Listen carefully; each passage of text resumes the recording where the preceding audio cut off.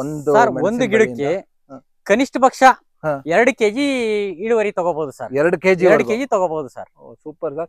Sir ಏನಿಲ್ಲ ಅಂದ್ರೆ market ಅಲ್ಲಿ ಒಂದು ನೀವು ಹೋಲ್ಸೇಲ್ ಕೊಟ್ಟರು ಒಂದು 500 ರೂಪಾಯಿಗೆ ಏನ್ ಮೋಸ ಇಲ್ಲ. 500 ರೂಪಾಯಿ ಏನು ಮಾಡಂಗಿಲ್ಲ. ಅಡಿಕೆಗೆ ಏನ್ ನಾವ್ ಏನ್ ಇದ್ರಲ್ಲಿ ನೋಡಿ ಸರ್ ಏನು ಮಾಡ್ತಾ ಇಲ್ಲ. ಅಡಿಕೆ ಗಿಡಕ್ಕೆ ಬುಡಕ್ ಹಾಕಿದೀವಿ, ಅದು ಅಡಿಕೆ ಗಿಡಕ್ಕೆ ಹೋಗಿದೆ. ನಾವ್ ಅದಕ್ಕೇನ್ ಗೊಬ್ಬರ ಇಲ್ಲ, ಮಾಮೂಲಿ ಅಡಿಕೆ ಗಿಡಕ್ಕೆ ಏನ್ ನೀರ್ ಕೊಡ್ತೀವೋ ಅಷ್ಟೇ ನೀರು, ಅದೇ ಮೇಂಟೆನೆನ್ಸ್. ಅದ್ರಲ್ಲೇ ನಮ್ಗೆ ಈಗ ಒಂದು ಅಡಿಕೆ ಗಿಡದಿಂದ ಅಲ್ಲಿ ಮೇಲ್ಗಡೆ ನಮ್ಗೆ ಅಡಿಕೆನಲ್ಲೂ ದುಡ್ಡು ಬರುತ್ತೆ, ಮತ್ತೆ ಕಾಳು ಮೆಣಸಲ್ಲೂ ದುಡ್ಡು ಬರುತ್ತೆ ಸರ್. ಹೌದು. ಈಗ ನಾವ್ ಈ ತರ ಅಡಿಕೆನಲ್ಲಿ ಗ್ಲಿಸಿಡಿ ಇತ್ತು ಅಂದ್ರೆ ಅಡಿಕೆಗೆ ಹಾಕ್ತಕ್ಕಂತ ಗೊಬ್ಬರ ಎಲ್ಲ ಅದೇ ತಗೊಳುತ್ತೆ. ಬಟ್ ಇಲ್ಲಿ 4 ಗಿಡದ ಮಧ್ಯೆ ಒಂದು ಗ್ಲಿಸಿಡಿ ಇದ್ರೆ ಅದು 4 ಗಿಡಕ್ಕೂ ಕೂಡ ತನ್ನ ತಾಯಿ ತನ್ನ ಮಕ್ಳಿಗೆ ಏನ್ ಆರೈಕೆ ಮಾಡುತ್ತೋ ಆ ಒಂದ್ ಕೆಲ್ಸನ ಆ ಗ್ಲಿಸಿಡಿಯ ಗಿಡ ಮಾಡುತ್ತೆ ಸರ್. ನಮಸ್ಕಾರ ರೈತ ಮಿತ್ರ, ಮತ್ತೊಮ್ಮೆ ನಿಮ್ಮೆಲ್ಲರಿಗೂ ನೈಸರ್ಗಿಕ ಬದುಕು ಚಾನೆಲ್ಗೆ ಸ್ವಾಗತ, ಸುಸ್ವಾಗತ. ಎಲ್ಲಾರು ಅಜ್ಜಿ ಊರಿಗೆ ಹೋದ್ರೆ ನಾನು ಅಜ್ಜನಹಳ್ಳಿ ಅಂತ ಒಂದು ಊರಿಗೆ ಬಂದಿದ್ದೀನಿ. ಇಲ್ಲಿ ಬನ್ನಿ, ಈ ಸಾವಯವ ರೈತರೊಬ್ರು ಅವ್ರ ಇಡೀ ಅಡಿಕೆ ತೋಟದಲ್ಲಿ ಯಾವ ತರ ಅವ್ರು ಮೆಣಸು ಬೆಳೆದಿದ್ದಾರೆ, ಸೊ ಒಂದೊಂದು ಮೆಣಸಿನ ಗಿಡದಿಂದ ಎಷ್ಟೆಷ್ಟು ಆದಾಯ ಬರ್ತಿದೆ, ಸೊ ಪ್ರತಿಯೊಬ್ರು ಇದೇ ತರ ಮಾಡ್ಕೊಂಡ್ರೆ ಅವ್ರಿಗೆ ಆರ್ಥಿಕವಾದ ನೆರವು ಎಷ್ಟು ಹೆಚ್ಚಾಗುತ್ತೆ ಅಂತ ಮಾತಾಡೋಣ. ಬನ್ನಿ ನನ್ನ ಜೊತೆ ನೀವು ಕೂಡ ಅಜ್ಜನಹಳ್ಳಿಗೆ. ಸರ್ ನಮಸ್ತೆ ಸರ್, ನನ್ನ ಹೆಸರು ವೆಂಕಟೇಶ್ ಅಂತ ಹೇಳ್ಬಿಟ್ಟು. ನಮ್ದು ಅಜ್ಜನಹಳ್ಳಿ ಗ್ರಾಮ, CN Durga hobli, Koratagere taluk, Tumakuru district sir. Sir ನಾವಿಲ್ಲಿ ಅಡಿಕೆನಲ್ಲಿ ಮತ್ತೆ ಏನೇನ್ ಮಾಡಬಹುದು ಅನ್ನೋ ಇದುವರೆಗೂ ನೀವು ಅಡಿಕೆ ತೋಟದ ವಿಡಿಯೋ ನೋಡಿರಿ ಸರ್. ಆದ್ರೆ ಈಗ ಅಡಿಕೆ ತೋಟದಲ್ಲಿ ಏನೇನು ಬೆಳೆಗಳನ್ನ ನಾವು ಮಾಡಬಹುದು ಅನ್ನೋದಕ್ಕೆ ಇದೊಂದು ಇದು ಸರ್ ಪೂರಕವಾಗಿರ್ತಕ್ಕಂಥ ಸರ್. ಅಡಿಕೆ ಜೊತೆ ನೀವು ಇವನ್ ಬಾಳೆ ಹಾಕಿದಿರ, ಸ್ವಲ್ಪ ಬಾಳೆ ಇದೆ ಮನೆ ಮಟ್ಟಿಗೆ ಸರ್. ಮತ್ತೆ ನೀವು ಒಂದಷ್ಟು ಕಾಳು ಮೆಣಸು ಹಾಕಿದಿರಾ? ಹೌದು ಸರ್. ಸರ್ ಒಟ್ಟು ಎಷ್ಟು ಗಿಡಕ್ಕೆ ನೀವು ಕಾಳು ಮೆಣಸು ಹಬ್ಸಿದಿರ ಸರ್? ಒಂದು 100 ಗಿಡಕ್ಕೆ ಕಾಳು ಮೆಣಸು ಹಬ್ಸಿದೀನಿ ಸರ್. 100 ಗಿಡಕ್ಕೆ? ಹೌದು ಸರ್, 100 ಗಿಡಕ್ಕೆ ಹಬ್ಸಿದೀನಿ ಸರ್. ಇವೆಲ್ಲ ಯಾವ ಪ್ರಾಯದ್ದು ಸರ್ ಕಾಳು ಮೆಣಸು? ಸರ್ ಇದು 2 ವರ್ಷದಿಂದ 3ನೇ ವರ್ಷದ ಗಿಡ ಸರ್. ಇದು 3ನೇ ವರ್ಷದ ಗಿಡ? ಹೌದು ಸರ್. ಹೌದೌದು ಸರ್. ನಾವು ಈಗ ಬೇರೆಯವ್ರು ಯಾರೇ ಒಂದು ಅಡಿಕೆ ತೋಟ ಮಾಡಿರೋರು ಕಾಳು ಮೆಣಸು ಹಬ್ಬಿಸ್ಬೇಕು ಅಂದ್ರೆ ಎಷ್ಟನೇ ವರ್ಷ ಆಗಿರ್ಬೇಕು ಸರ್ ಅಡಿಕೆ ಗಿಡಕ್ಕೆ? ಸರ್ ಕನಿಷ್ಠ ಇದೇನಿದೆ ಸರ್, ಈ ಗಿಡ ಗ್ರೀನ್ ಹೋಗಿರ್ಬೇಕು ಸರ್. ಅದು ಹಸಿರು ಇದಿರುತ್ತಲ್ಲ ಸರ್, ಅದು ಹೋಗಿರ್ಬೇಕು. ನೀವೇನ್ ಹೇಳ್ತೀರಾ ಅಂದ್ರೆ ಈ ಪಟ್ಟೆ ಇದು ಹಸಿರು ಇರಬಾರ್ದು, ಗ್ರಿಪ್ ಸಿಗಲ್ಲ ಸರ್ ಹಸಿರು ಇದ್ದಾಗ.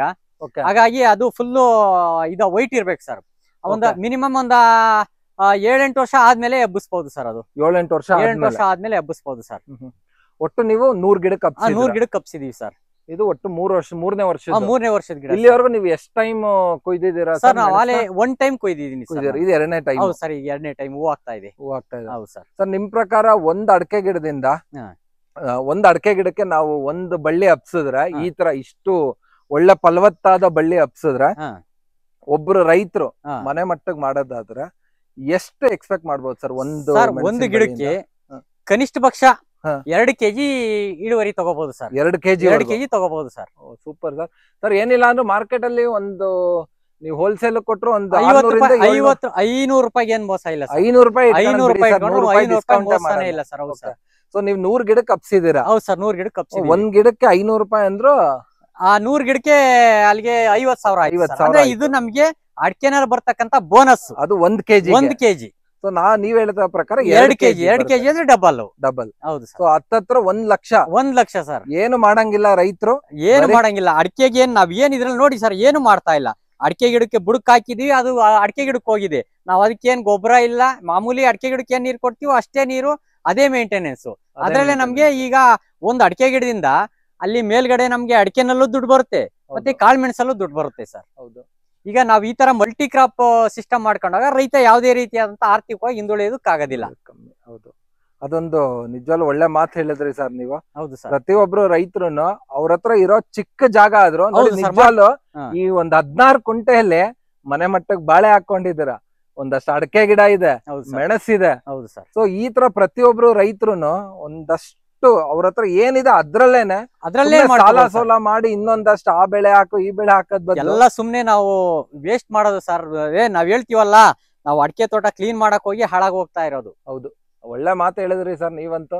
ಅಡಿಕೆ ತೋಟ ಗೊಬ್ಬರ ಹೊಡ್ಸು, ಕಲ್ಟಿವೇಟರ್ ಹೊಡ್ಸು, ಬೇಕಿಲ್ಲ ಸರ್, ಉಪಯೋಗ ಇಲ್ಲ ಅಂತ ಹೇಳಿ ಪ್ರಕೃತಿ ದತ್ತವಾಗಿ ಏನ್ ಸಿಗುತ್ತೋ ಅದನ್ನ ಕೊಟ್ಕೊಂಡು ನಾವ್ ಬಂದ್ರೆ ಸಾಕು ಸರ್. ಹೌದು ಸರ್. ಇದಕ್ಕೆ ಈಗ ನೀವು ಒಂದು ಏನ್ ಹೇಳಿದ್ರೆ, ನೀವು ಇದು ಹಸಿರು ಹೋದ ನಂತರ ಈ ತರ ಒಂದು ಒಣ ಕಡ್ಡಿ ಬರ್ಬೇಕು ಅಂದ್ರೆ ಈ ತರ ಅದ ಅಡಿಕೆ ಗಿಡ ಹಿಡ್ಕೊಳೋದಕ್ಕೆ. ಸೊ ಈ ತರ ಹಾಕಿದ ನಂತರ ನೀವು ಇದಕ್ಕೆ ಬಳ್ಳಿ ಹಬ್ಬಿಸಬಹುದು ಅಂತ ಹೇಳಿದ್ರ. ಸೊ ಇದ್ ನೀವು ಬಳ್ಳಿ ಇದಕ್ಕೆ ಬೆಳೆದ್ಮೇಲೆ ಸೊ ಇದು ಕಟ್ಟೋದೆಲ್ಲ ಯಾವ ತರ ಕಟ್ತೀರಾ ಸರ್ ನಾವು ಕಟ್ಟಕ್ಕೆ ಹೋಗಲ್ಲ ಸರ್, ಅದೇ ಗ್ರಿಪ್, ಅದರಲ್ಲೇ ಗ್ರಿಪ್ ಇಟ್ಕೊಂಡು ಹೊರಟೋಗ್ಬಿಡುತ್ತೆ. ಸ್ಟಾರ್ಟಿಂಗ್ ಸ್ವಲ್ಪ ಒಂದು ಈ ಲೆವೆಲ್ಗೆ ಬರೋವರ್ಗುನು ಅದನ್ನ ಸ್ವಲ್ಪ ಕಟ್ಟಬೇಕಾಗುತ್ತೆ. ಆ ಲೆವೆಲ್ಗೆ ಹೋದ್ಮೇಲೆ ನೋಡಿ ಸರ್ ನಾವ್ ಎಲ್ಲೂ ಕಟ್ ಹಾಕಿಲ್ಲ. ಅದೇ ಹಿಡ್ಕೊಂಡು ಅದೇ ಬೇರಲ್ಲಿ ಗ್ರಿಪ್ ಸಿಗುತ್ತೆ ಸರ್. ಓಕೆ, ನೀವ್ ಅಂದ್ರೆ ಬರೀ ಏನ್ ಇಲ್ಲಿ ಕಟ್ಟಿದ್ರ ಇಷ್ಟೇ ಕಟ್ಟಿರ? ಹೌದು ಅಷ್ಟೇ ಸರ್, ಮೇಲಕ್ಕೆ ಏನಕ್ಕೂ ಕಟ್ಟಿಲ್ಲ ಸರ್. ಹೌದು ಸರ್, ಅದೇ ಗ್ರಿಪ್ ಇಟ್ಕೊಂಡು ಹೊರಟೋಗ್ಬಿಡುತ್ತೆ ಸರ್. ಅದು ಗ್ರಿಪ್ ಹಿಡಿಯೋದಕ್ಕೆ ಅದು ಒಣಗಿರ್ಬೇಕು, ಹೋಗಿರ್ಬೇಕು. ಸರ್ ಮತ್ತೆ ನೀವ್ ಇದಕ್ಕೇನು ಸ್ಪ್ರೇ ಆತರ ಏನು ಏನು ಕೊಟ್ಟಿಲ್ಲ ಸರ್ ಅದಕ್ಕೆ? ಅಲ್ಲ, ಕೆಲವರು ಕೊಟ್ಟಿಲ್ಲ ಅಂದ್ರೆ ಇಲ್ಲ ಸರ್, ಖಂಡಿತ ಏನು ಆಗಿಲ್ಲ ಸರ್. ಏನಪ್ಪಾ ಅಂದ್ರೆ ಹೆಚ್ಚು ನೀರನ್ನ ನಿಲ್ಲಿಸಬಾರ್ದು ಅಷ್ಟೇ. ನೀರು ನಿಂತಾಗ ಕೊಳೆ ರೋಗ ಬಂದ್ಬಿಟ್ಟು ಕೊಳ್ತೋಗುತ್ತೆ. ನೀವು ಕೊಡೋದೇ 20 ದಿನಕ್ಕೆ. ಆಮೇಲೆ ನಮ್ಗೆ ಇನ್ನೊಂದ್ ಏನು ಅಂದ್ರೆ ಎಷ್ಟೇ ಮಳೆ ಬರ್ಲಿ, ನಮ್ದು ಇಲ್ಲಿ ಕಾಲೇವ್ ಸಿಸ್ಟಮ್ ಇರೋದ್ರಿಂದನ ಎಷ್ಟೇ ಮಳೆ ಬಂದ್ರು ನೀರು ಹಿಂಗೋಗುತ್ತೆ, ನಿಲ್ಲಲ್ಲ ನೀರು. ಹಾಗಾಗಿ ಯಾವ್ದೇ ಗಿಡಕ್ಕೆ ತೊಂದ್ರೆ ಇಲ್ಲ. ಹೌದು, ಬಟ್ ನಿಜವಲ್ಲ ಸಕಲ ಬಂದಿದೆ ಸರ್ ನಿಮ್ಮ ಮೆಣಸಿನ ಬಳ್ಳಿ. ಅದಕ್ಕೆ ನಾವ್ ಯಾವ ಸ್ಪ್ರೇನು ಕೊಡಲ್ಲ, ಯಾವ ಗೊಬ್ಬರನು ಕೊಡಲ್ಲ ಸರ್. ಬರೀ ಜೀವಾಮೃತ ಬಿಟ್ರೆ ಗೋಕೃಪಾಮೃತ ಕೊಡ್ತಾ ಇದೀನಿ ಸರ್ ಈಗ. ಹೌದು, 2 ವರ್ಷದಿಂದ ಗೋಕೃಪಾಮೃತ ಕೊಡ್ತಾ ಇದೀನಿ. ಅದ್ ಬಿಟ್ಟು ನೀವೇನ ಸ್ಲರಿ ಗಿರಿ ಆತರ ಮಾಡ್ಕೊಂಡಿದ್ದೀರಾ ಸರ್? ಸ್ಲರಿ ಇದೆ ಸರ್, ಬೇರೆ ಕಡೆ ಕೊಡ್ತೀನಿ ಸರ್, ತೋಟಕ್ಕೆ ಕೊಡ್ತಾ ಇಲ್ಲ. ತೋಟಕ್ಕೆ ಕೊಡ್ತಾ ಇಲ್ಲ ಸರ್.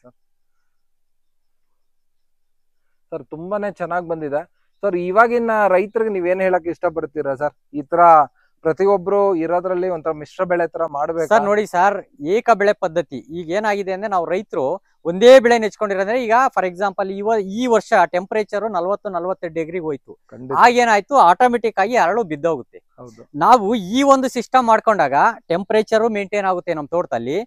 ಮತ್ತೆ ಎರಡನೇದಾಗಿ ನಮ್ಗೆ ಈ ತರ ಬೋನಸ್ ಕ್ರಾಪ್, ಅದು ಅಡಿಕೆ ಹೋದ್ರು ಕಾಳು ಮೆಣಸಲ್ಲಿ ಬರುತ್ತೆ, ಅಥವಾ ಬಾಳೆನಲ್ಲಿ ಬರುತ್ತೆ, ಅಥವಾ ಇನ್ನೊಂದು ಈ ಬೇರೆ ಬೇರೆ ಉಪ ಬೆಳೆಗಳನ್ನ ನಾವು ಹಾಕೊಂಡಾಗ ಆ ಬೆಳೆನಿಂದ ನಮ್ಗೆ ಲಾಭ ಬರುತ್ತೆ ಸರ್. ಏಕ ಬೆಳೆ ಪದ್ಧತಿಯಿಂದ ನಮ್ಗೆ ಲಾಸ್ ಆಗೋ ಚಾನ್ಸಸ್ ಜಾಸ್ತಿ ಇದೆ ಸರ್. ಜಾಸ್ತಿ, ಹೌದು ಸರ್, ಖಂಡಿತ, ಅದಂತೂ ಕರೆಕ್ಟ್.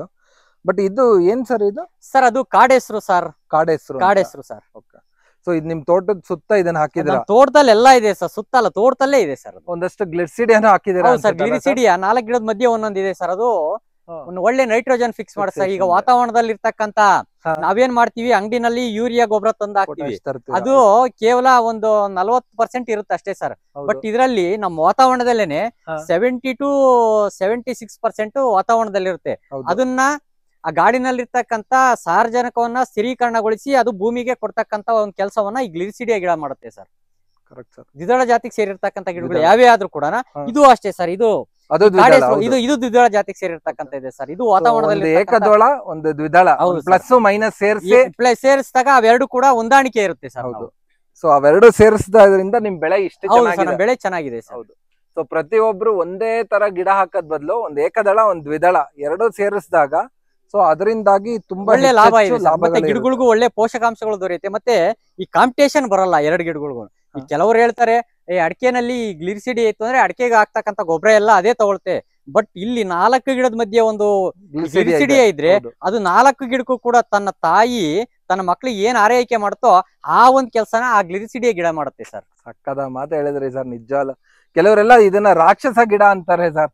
ಯಾಕಂದ್ರೆ ಒಂದ್ಸತಿ ಹಾಕಿದ ತಕ್ಷಣ ತುಂಬಾ ಬೆಳೆಯುತ್ತೆ ಸರ್. ಬೆಳೀತೆ. ಅದನ್ನ ನಾವ್ ಏನ್ ಮಾಡ್ಬೇಕು ಅಂದ್ರೆ ಪ್ರತಿ ವರ್ಷಕ್ಕೆ 2-3 ಸಾರಿ ಕಟ್ ಮಾಡಕ್ಕೆ ನಮ್ಗೆ ಆಗೋಷ್ಟು ಗೊಬ್ಬರ ಇಲ್ಲೇ ಬಂತಲ್ಲ ಸರ್. ಹೌದು. ಅದು ಬೇಗ ಡಿಕಂಪೋಸ್ ಆಗ್ಬಿಡುತ್ತೆ ಸರ್ ಅದು. ಬಟ್ ಮಳೆಗಾಲದಲ್ಲಿ ಸಖತ್ ಬೇಗ ಚಿಗುರುತ್ತೆ. ಬೇಗ ಅಷ್ಟೇ. ನಮ್ಗೆ ಎಷ್ಟು ಬಂದ್ರು ಅಷ್ಟು ಅನುಕೂಲನೇನೆ, ನಮ್ಗೇನ್ ಅನಾನುಕೂಲ ಏನಿಲ್ಲ ಅದರಿಂದ. ಫಿಕ್ಸೆಡ್ ಡೆಪಾಸಿಟ್ ಇದಂಗ. ಹೌದು ಸರ್, ಹೌದು. ಬಂದಷ್ಟು ತಗೊಂಡ್ ಆಗ್ತಾ ಇರೋದು. ಖಂಡಿತ ಸರ್, ತುಂಬಾ ಒಳ್ಳೆ ಮಾತುಗಳು ಹೇಳಿದ್ರಿ. ನೋಡಿದ್ರಲ್ಲ ರೈತರ. ಸೊ ಪ್ರತಿಯೊಬ್ರು ಒಂದ್ ಸಣ್ಣ ತೋಟ ಇಟ್ಕೊಂಡಿದ್ರು ಕೂಡ ಬರೀ 16 ಕ್ವಿಂಟಲ್ ಅಡಕೆ ಜೊತೆ ನೋಡಿ ಇವ್ರು ಯಾವ ತರ ಮೆಣಸು ಬೆಳೆದ್ರು ಅಂತ. ಸೊ ನೀವುಗಳು ಕೂಡ ಇದೇ ತರ ಚಿಕ್ಕದಾದ ಒಂದು ತೋಟ ಇದ್ರೆ ಅದ್ರಲ್ಲಿ ಮೆಣಸು ಬೆಳೀರಿ. ಸೊ ಒಂದ್ ಗಿಡದ ಮಿನಿಮಮ್ 2 kg ಅಂತೂ ಮೋಸ ಇಲ್ಲ. ಸೊ 500 ರೂಪಾಯಿ ಇಟ್ಕೊಂಡ್ರೆ 1000 ರೂಪಾಯಿ ಒಂದ್ ಗಿಡದಿಂದ ಸಿಕ್ಕುತ್ತೆ. ಸೊ ಮಿನಿಮಮ್ 1 ಲಕ್ಷ ನೀವು ಏನೂ ಖರ್ಚು ಮಾಡಿದ್ರ ಆರಾಮಾಗಿ ಬೆಳಿಬಹುದು.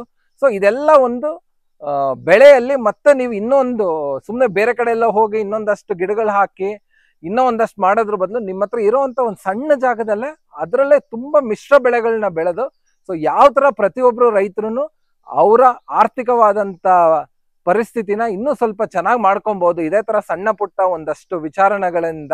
ಸೊ ಎಲ್ಲರಿಗೂ ಈ ವಿಡಿಯೋ ಇಷ್ಟ ಆಗಿದೆ ಅಂತ ಭಾವಿಸ್ತಾ ಇದ್ದೀನಿ. ಮತ್ತೆ ಇನ್ನೂ ಹೆಚ್ಚಿನ ಮಾಹಿತಿ ಇವ್ರ ತೋಟದಲ್ಲಿ ತಗೊಳ್ಳೋಣ ಇನ್ನು ಮುಂದಿನ ವಿಡಿಯೋಗಳಲ್ಲಿ. ಧನ್ಯವಾದಗಳು. ಶುಭ ದಿನ.